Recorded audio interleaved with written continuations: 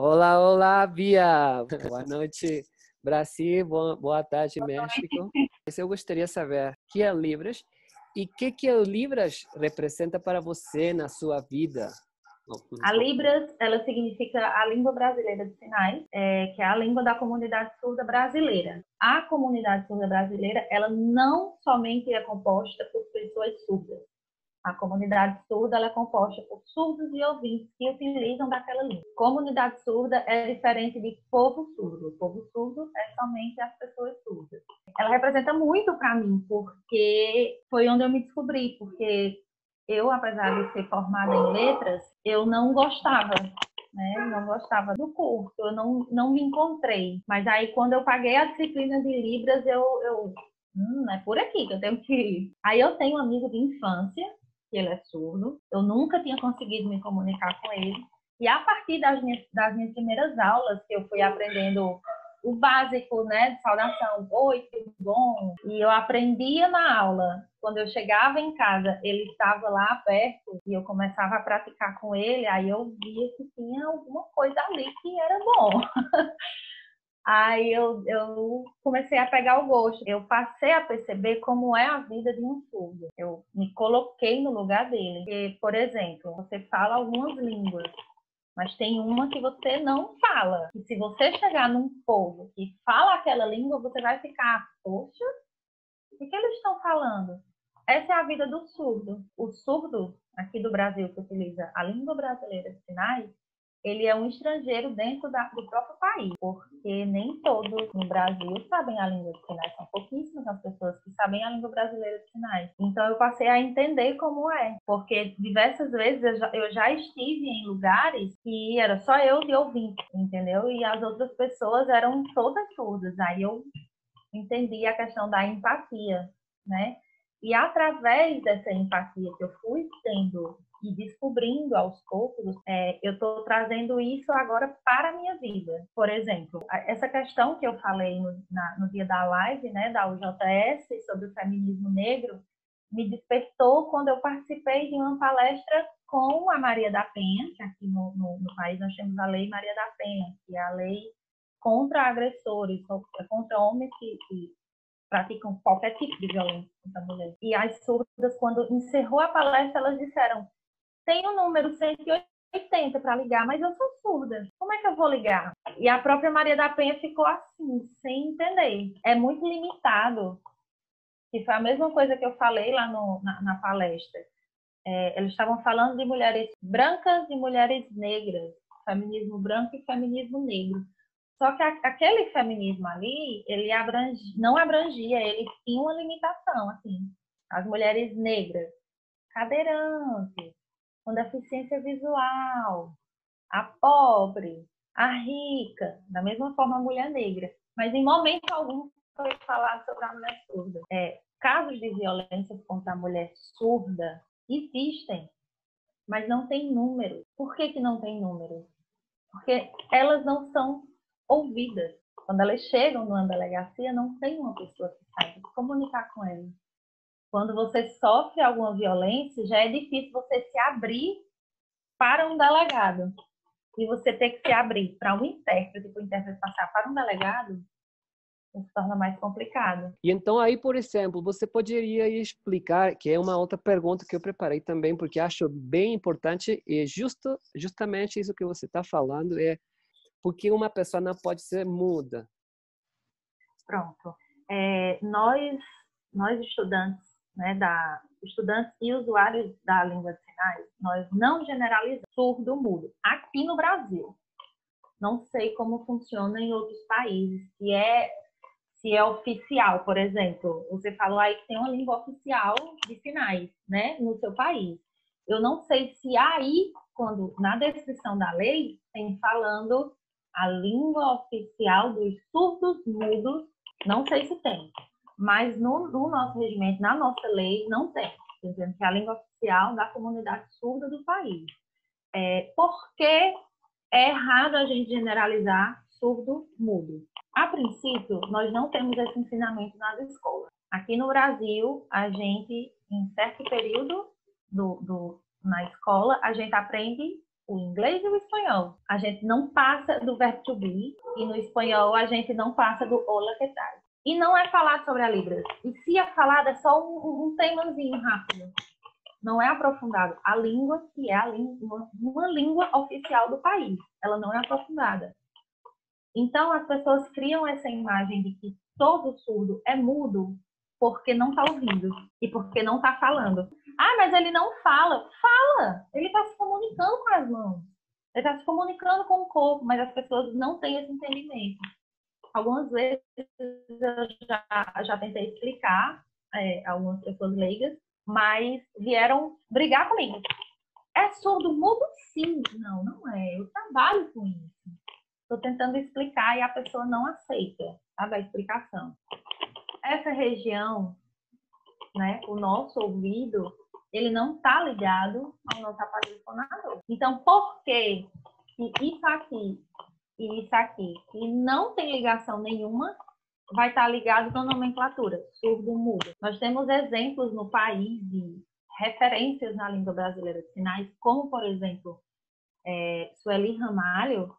A família dela praticamente inteira é surda. Eles brincam que o único deficiente da família é um sobrinho deles que é ouvinte, porque pai, mãe, avó, todos são surdos. O único deficiente da família é a única pessoa que escuta. É até uma ironia. E se você procurar na internet, Sueli Ramalho, ela tem a surdez profunda, mas ela fala da mesma forma que eu estou falando aqui. Ela aprendeu a se comunicar oralmente. Aí você vê um surdo se comunicando oralmente, porque ele é mudo. Essa questão de nomenclatura aqui também é muito recente, porque a própria lei ela é muito recente. Ela só tem 18 anos. Aí em 2005 veio o decreto para regulamentar a lei. É muito, muito recente. Aí tem falando sobre a obrigatoriedade de licenciaturas terem o ensino de Libras, mas é muito bonito no papel. No papel tudo é lindo. A inclusão é maravilhosa no papel. São muitos esforços, muita luta, mas precisa de muito ainda. A gente percebe, por exemplo, nesse momento de pandemia, está tendo muita live. E as pessoas estão fazendo memes com os intérpretes. Os próprios humoristas do país estão fazendo memes. E o mais triste de tudo eram os comentários. As pessoas rindo daquilo ali, dizendo que ele é incrível, ele é isso, ele é aquilo. A gente, não, tá errado, apague. Apague, se desculpe com a comunidade surda. Você tem fãs que são surdos. Respeite que eles são gente também. Nós, intérpretes, também. A gente é um profissional. Embora o presidente da República tenha dito que o nosso trabalho é voluntário. Não é uma profissão, é um voluntariado. Entendeu? Aí é muito complicado, porque a gente luta diariamente, como do presidente, com humoristas, pessoas de nome, pessoas famosas, brincando com a nossa categoria, brincando com a nossa comunidade, sabe? E as pessoas falando, porque o mudinho, não sei o quê, porque, olha, tá parecendo um macaco interpretando. Isso é ridículo. Eu me sinto muito mal com isso. E outra, a pessoa surda, ela passa na rua, você não sabe que ela é uma pessoa surda. Claro. Não é perceptível a deficiência dela, entendeu? Se você vê um deficiente visual, você sabe que ele é um deficiente visual, porque ele vai estar com a bengala, ele vai estar usando um óculos, um cadeirante, a gente vê ele na cadeira de rodas, mas o surdo não. Enquanto ele não disser, eu sou surdo, as pessoas não percebem ele. Eu queria perguntar aí uma coisa, desculpe que eu fiz aí uma interrupção, mas eu acho que gostaria de passar aí a seguinte pergunta, que é quais são os espaços mais comuns onde a comunidade surda tem seus direitos negligenciados, desrespeitados?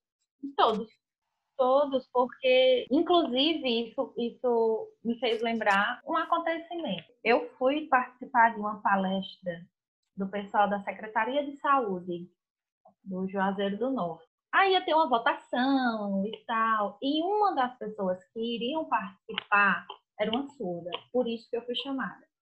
Quando eu cheguei no auditório, a gente sabe que o auditório é assim, assim, e tem um corredor aqui, né? Então, essas cadeiras daqui da frente estavam todas ocupadas. Aí tinham algumas desocupadas desse lado. Aí eu cheguei com a minha coordenadora, aí eu disse, a gente precisa de um local aqui estratégico para ficar bom para ela, para a surda, porque a cadeira que estava aqui na ponta, ela ficava de frente a uma mesa. Aí algumas pessoas iam ficar sentadas ali e atrás era o palco. Eu não tinha como ficar em pé atrás do palco, porque o surdo ele se atrapalha muito com muita... Por exemplo, a minha parede é branca, tem pouca informação. Mas se eu estivesse interpretando para um surdo, eu já não poderia estar com essa blusa, que ela tem muita informação, entendeu? Para não atrapalhar o visual. Então, se eu ficasse em pé no palco, atrás dessa mulher que estava sentada numa mesa, ia atrapalhar. E eu não tinha como ficar em frente à mesa, porque o espaço era muito curto. E eu e a minha coordenadora conversando, né? A gente dizendo, eita, e agora? Como é que vai ser? Aí chegou uma moça e disse assim, o que foi? Não, porque vai vir uma surda e a gente precisa de um espaço aqui na frente para ela. Ela disse, não sei se vocês sabem, mas esse local que a gente está é o local de melhor audição. Então, fecha a porta do espaço, aumente o microfone, que vai ser tranquilo para ela. Você não vai precisar fazer nada. Eu disse, moça, ela é surda. Ela disse, eu sei que ela é surda. Eu estou lhe dizendo, feche a porta, aumente o microfone. Ela pode sentar em qualquer canto que ela vai ouvir. Aí eu disse, moça, a senhora não me entendeu. Aí ela disse, quem não está me entendendo é você. Ela já começou a se alterar. A minha coordenadora olhou para ela e disse assim, eu queria que a senhora entendesse que a surda que vai chegar, ela só vai conseguir ouvir se ela ver as mãos dela se mexendo. Porque as mãos dela são os ouvidos dessa surda que está chegando. Foi aí que ela entendeu o erro que ela tinha cometido, entendeu? Então, para você ver que mesmo na área da saúde, as pessoas não têm conhecimento sobre a pessoa. A gente já foi para velório, já teve conflitos familiares, por exemplo, o filho é surdo, o pai e a mãe não sabem Libras. O filho está querendo fazer uma coisa e não consegue se comunicar com os pais, aí chamam a gente, entendeu? E o preconceito da pessoa surda, ela inicia dentro de casa, dentro de casa. Vão ter as limitações externamente, vão, mas interno ali dentro da casa já inicia o preconceito. Porque a maioria dos casos de pessoas surdas não procuram um conhecimento sobre a língua de sinais, obrigam o surdo a falar e ainda diz, ele não é capaz. Nós fizemos um atendimento e o surdo passou numa faculdade de medicina. Ele passou na faculdade de medicina aqui em Juazeiro, que é uma das mais concorridas do país. E ele passou numa colocação muito boa. E a mãe dele disse, não vai fazer, porque ele não é capaz de estudar. Não vai. Isso foi outra intermediação que a gente fez familiar, que a mãe não sabia Libras. Como é com a escrita deles, ela é totalmente diferente, porque a língua natural deles é a língua de sinais. Aí escrevem errado. Aí as pessoas que não entendem ficam dizendo, e é um índio?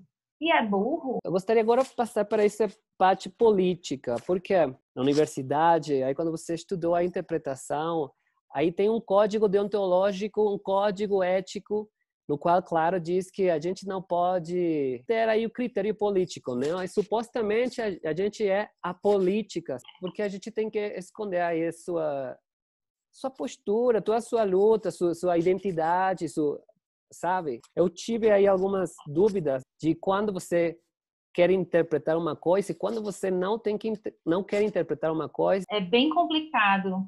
Eu trabalho com política, mas graças a Deus os contatos políticos que eu tenho não são pessoas assim que eu não suporto o que essa pessoa diz.